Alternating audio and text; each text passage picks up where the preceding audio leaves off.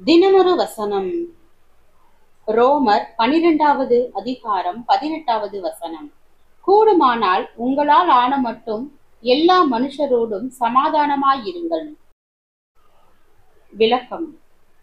ஒரு மனிதனால் இன்னொரு மனிதன் பெறுகின்ற அமைதியை கொண்டு வேறொரு மனிதனோடு அமைதியுடன் நடந்து கொள்ள இயலாது. நமக்கு பிரியமான ஒருவரோடு நாம் உணரும் அமைதியான உறவை கொண்டு இன்னொருவரோடு அமைதியான உறவுடன் வாழ இயலாது.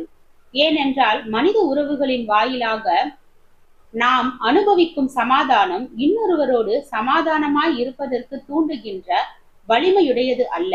அப்படியானால் எல்லோரோடும் அமைதியுடன் வாழ்வதற்கு தேவையான அமைதியின் ஆற்றலை பெறுவது எப்படி? எங்கிருந்து அமைதியை பெற்று பிறரோடு அமைதியுடன் நடந்து கொள்ள இயலுமா?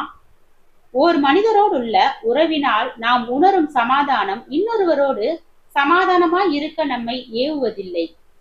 கியூபா அதிபர் பீடல் காஸ்ட்ரோவோடு மிகவும் சமாதானமான உறவை வைத்துக் கொள்ள இயன்ற வெனிசுலாவின் முன்னாள் அதிபர் சாவேஸ் அமெரிக்க அதிபர் ஒபாமா என்றாலே மிகவும் கசந்து கொண்டிருந்தார். இஸ்ரேல் நாட்டு பிரதமரோடு மிகவும் நெருக்கமாய் இருந்த அமெரிக்க அதிபர் ஒபாமா ஈரான் அதிபர் அகமை தீனைச் என்றாலே எரிந்து விழுந்து கொண்டிருந்தார். ஆம், ஒருவரோடுள்ள சமாதானமான உறவு இன்னொருவரோடு சமாதானமாய் இருக்க உதவுவதில்லை. ஆனால் மனிதன் தேவனோடு சமாதானமாய் இருக்கும் போது எல்லோரோடும் சமாதானமாய் இருக்கும் ஆற்றலை பெறுகின்றான். தேவனோடு நெருங்கி பழகி அவருடைய சமாதானத்தை அனுபவிக்கும் மனிதன் பிறரோடு சமாதானமாய் இருக்க ஏவப்படுகின்றான். எதற்காக நாம் ஆவிக்குரியவர்களாக வாழ வேண்டும்? எதற்காக நமக்கு தேவ உறவும் ஐக்கியமும் தேவைப்படுகிறது?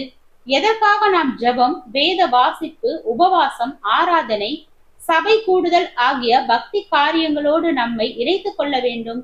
தேவன் அருளுகின்ற அமைதியை அகத்தில் பெற்றுக்கொள்ளவே, தேவனுடைய சமாதானத்தை இருதயத்தில் அனுபவிப்பதன் மூலம் பிறரோடு சமாதானமாய் இருக்கும் ஆற்றலினை பெற்றுக்கொள்ளவே. மனிதர்களின் குணம், மனம், செயல், பண்பு, நடத்தை, வார்த்தை போன்றவை எளிதாக நம்முடைய அமைதியை பாதிக்கும் தன்மையுடையவை.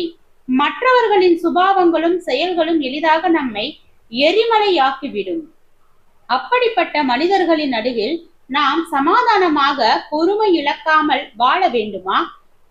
அப்படியானால் இயற்கைக்கு அப்பாற்பட்ட ஒரு விசேஷ அமைதி நமக்குள் வந்து செயல்பட வேண்டும். அந்த அமைதியின் பலத்தை கொண்டுதான் நாம் அமைதியுடன் பிறர் நடுவில் வாழ இயலும். மோசே தேவனோடு நெருங்கி வாழ்ந்ததால் அவன் சாந்த குணத்திற்காக சாட்சி பெற்றான். ஜெபம். தேவனுக்கு ஸ்தோத்திரம். தேவனே, நாங்கள் எங்களுடைய வாழ்க்கையில் பிறருடைய பாவங்களை மன்னித்து அனைவரோடும் ஐக்கியத்தோடு வாழ கிருபை பாராட்டும். ஆமீன்.